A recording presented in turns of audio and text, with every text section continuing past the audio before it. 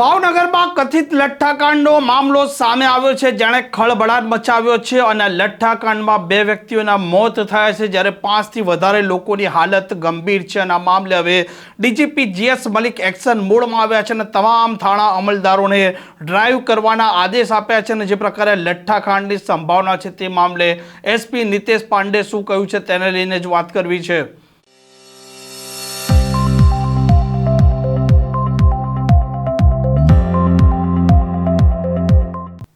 નમસ્કાર, આપ જોઈ રહ્યા છો હોટલાઇન ન્યૂઝ અને હું છું આપની સાથે તોફિક ગાંચી। ભાવનગરમાં જે પ્રકારે નકલી દારૂના કારણે 2 વ્યક્તિઓના મોત થયા છે અને 5થી વધારે લોકોની ગંભીર હાલત છે, આ મામલે કથિત લઠ્ઠાકાંડની સંભાવનાઓ વ્યક્ત થઈ રહી છે અને આ મામલાને લીધે ભાવનગરની પોલીસ પણ દોડતી થઈ છે અને ત્યાર પછી હવે ડીજીપી જીએસ મલિક એક્શન મોડમાં આવ્યા છે અને તેમણે તમામ પોલીસ ઇન્સ્પેક્ટરોને તેમના વિસ્તારમાં ડ્રાઈવ કરવાના આદેશ આપ્યા છે અને જે પ્રકારે તેમના વિસ્તારમાં ગેરકાયદે ધંધા ચાલતા હોય તેના પર ધોંસ બોલાવવામાં આવે, બુટલેગરોને દબોચવામાં આવે અને ત્યાર પછી આકરી કાર્યવાહી પણ કરવામાં આવે અને જે પ્રકારે લઠ્ઠાકાંડનો મામલો છે તે મામલે એસપી નિતેશ પાંડે શું કહ્યું છે તે પણ સાંભળી લઈએ।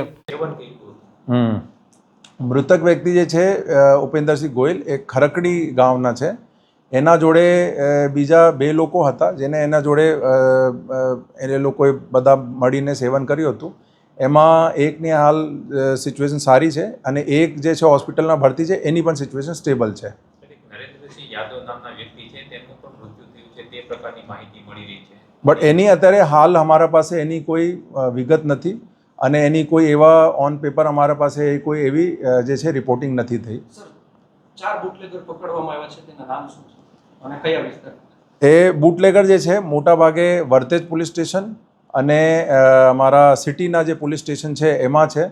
એમાં જે મેઇન બુટલેગર છે એને અમે જે મેઇન અહીંયા જિલ્લામાં જેને અલગ અલગ લોકોને સપ્લાય કર્યા એને અમે ડિટેન કરી લીધા છે અને આગળ જે છે જેને આપ્યું છે એને પણ અમે ડિટેન કરવાની પ્રોસેસ મતલબ એમાં 3 ડિટેન થઈ ગયા છે, બીજા પણ છે એને ડિટેન કરવા માટે એને શોધવા માટે પણ પ્રયાસ ચાલુ છે અને એ લોકો જે પણ માલ અત્યારે આ લોકો જે કબજામાં હોય એને શોધવાની અને એને કોને આગળ કોઈને છૂટક વેચ્યું છે એ પણ અમે જે છે ટ્રેસ કરવાની અમારી એની અત્યારે હાલ મહેનત ચાલે છે। સર, એ મુખ્ય સપ્લાયરનું નામ શું છે સર બુટલેગરનું?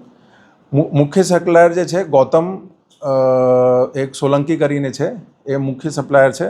અત્યાર સુધીની તપાસમાં એવું ધ્યાન ઉપર આવ્યું છે અને પછી જે છે એને આગળ અલગ અલગ લોકોને માલ વેચ્યું છે, એમાં પણ અમે જે કીધું ઘણા બધા ડિટેન થઈ ગયા છે અને ઘણા બધાની અત્યારે એને શોધવા માટે અત્યારે મહેનત ચાલે છે। આ જે ડુપ્લિકેટ રોયલ સ્ટેકની બોટલો છે એ અલગ અલગ રાજ્યમાંથી આવતી હોય છે, તો આ રાજસ્થાનની છે, કયા રાજ્યની છે? એ જે પ્રાથમિક જે ધ્યાન ઉપર આવી છે એ એમપીની છે અને આ પછી એની આગળની તપાસ કરવામાં આવશે કે કહાંથી આવી, એનો પ્રોડક્શન કેવી રીતે થયું, કોણ એને અહીંયા મોકલનાર હતા, એ બધું તપાસ અત્યારે હાલ ચાલે છે। એ બધું અત્યારે હાલ તપાસનો વિષય છે એમાં, બટ એનો ઘણો બધો જે એનો એક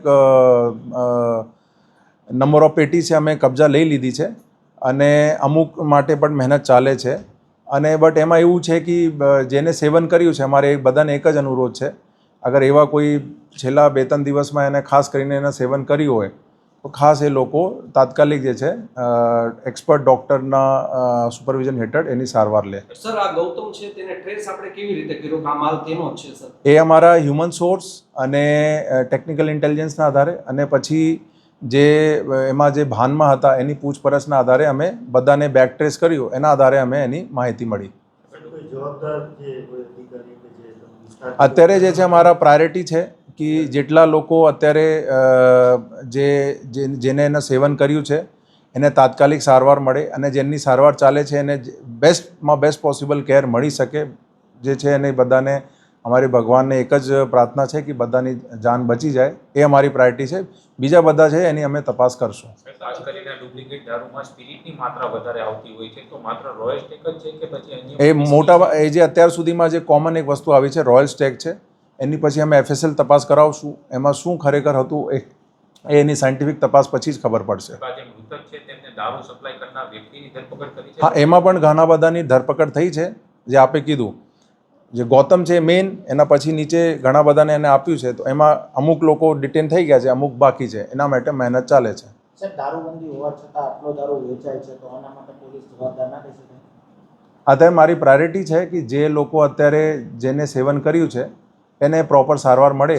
અને મારા જે બધાને અનુરોધ છે આપના થકી કે જેટલા પણ કોઈ બાયચાન્સ અહીંયા આજુબાજુના વિસ્તારોમાં એનું સેવન કર્યું હોય તાત્કાલિક જે છે એ લોકો ડૉક્ટરને કોન્ટેક્ટ કરીને સારવાર લે.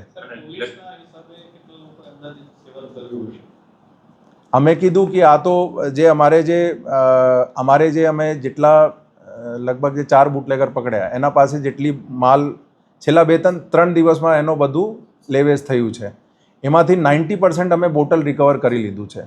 બટ એક 2 બોટલ એને કંઈ છૂટક વેચ્યું છે. એમાં અમુક લોકોની એમાં પણ એવું છે કે અમુક લોકોનો તબિયત સારી છે, અમુકની સ્ટેબલ છે અને અમુકની બહુ ખરાબ છે. તો હવે એ શું ખરેખર છે એ તો સાયન્ટિફિક જે તપાસ છે અને મેડિકલ ઓપિનિયનના આધારે કહી શકાય. સાહેબ આ લોકોએ કેટલા રૂપિયામાં મોત ખરીદ્યું હતું તેવું તપાસમાં સામે એ અત્યારે બધું તપાસ એની ચાલે છે. શંકાસ્પદ લઠ્ઠાકાંડ કહી શકાય ખરી?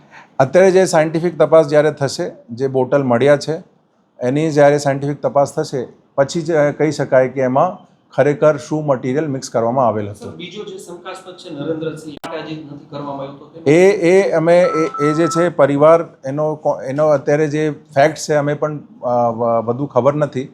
એ પરિવારે કોન્ટેક્ટ કર્યું હોય, પરિવારને રિપોર્ટ કરવું પડે છે, પછી આ બધું પીએમ થાય છે. એમાં શું થયું છે એ પછી અમે તપાસ કરશું. અત્યારે તેવી વાત છે સરકારી ક્વાર્ટરમાંથી 3 બોટલ ઇંગ્લિશ દારૂ પકડવામાં 3 પેટી પકડવામાં આવી છે. તેમાં કોઈ છે કર્મચારી છે? એ બધું મારા ધ્યાન ઉપર નથી. અત્યારે જે મારી પ્રાયોરિટી છે કે જે એટલા બુટલેગર છે અમે આમ તો અત્યારે ઘણી બધી રેડ બીજી પણ કરાવી છે પણ મેઇન ફોકસ આ જે બ્રાન્ડ પકડ્યું છે એના ઉપર અમારું વધારે ફોકસ છે. મારો અંતિમ સવાલ છે સાહેબ, બનાવ બન્યા બાદ ભાવનગર જિલ્લામાં કેટલી જગ્યાએ રેડ કરવામાં આવી છે અને કેટલા લોકોને ડિટેન કરવામાં આવ્યા છે આખા અમે જિલ્લામાં? કીધું આપને આ પર્ટિક્યુલર જે માલ જે બધા ચેઇનમાં લોકો ઇન્વોલ્વ છે એમાં અમે કીધું 4 થી 5 લોકો અમે ડિટેન કર્યા છે. બીજા માટે મહેનત ચાલે છે. પછી એના સિવાય પણ એના ઉપરાંત પણ અમે કેસીસ કર્યા છે અને એમાં પણ બુટલેગર ઉપર કેસ કર્યું છે અને એને પકડ્યું છે, માલ સીઝ કર્યું છે. પણ હાલ અમારી પ્રાયોરિટી જે છે આ પર્ટિક્યુલર જે ડુપ્લિકેટ જે બ્રાન્ડ છે રોયલ સ્ટેગની એને કોને વેચ્યું છે એના ઉપર વધારે છે. એને પકડીને અમે કાયદેકીય એના વિરુદ્ધ જે છે બધા કડકમાં કડક પગલાં લેવા માટે અમે પ્રયાસ કરશું. સર આ ગૌતમ સોલંકી છે એ ઝડપાયો છે તો તેની પાસેથી કેટલો માલ તેણે મંગાવ્યો છે, લાવ્યો છે એ બધું તપાસ અત્યારે ચાલે છે. પણ અમે જે કીધું એને જે આગળ જેને વેચ્યું છે એની જ્યારે અમે આ લોકોને અમે ડિટેન કરીને એની પૂછપરછ કરી તો આમાંથી 90% જે માલ છે એ લોકો પાસેથી કબજા થઈ ગયા છે. કેટલો છે 90% તમે એ બટ તપાસનો વિષય છે. અમે અત્યારે શું છે બીજા બુટલેગર્સની પણ અત્યારે તપાસ ચાલે છે એટલા માટે અમે ઘણી બધી માહિતી શેર નથી કરી શકતા. આ પ્રકારના સમાચાર માટે હોટલાઇન ન્યૂઝના ચેનલને લાઇક, શેર અને સબસ્ક્રાઇબ કરવાનું ભૂલતા નહીં. નમસ્કાર. આવા પ્રકારના વિડીયો તમને જોવા ગમતા હોય તો હોટલાઇન ન્યૂઝ ચેનલને લાઇક, શેર અને સબસ્ક્રાઇબ કરો.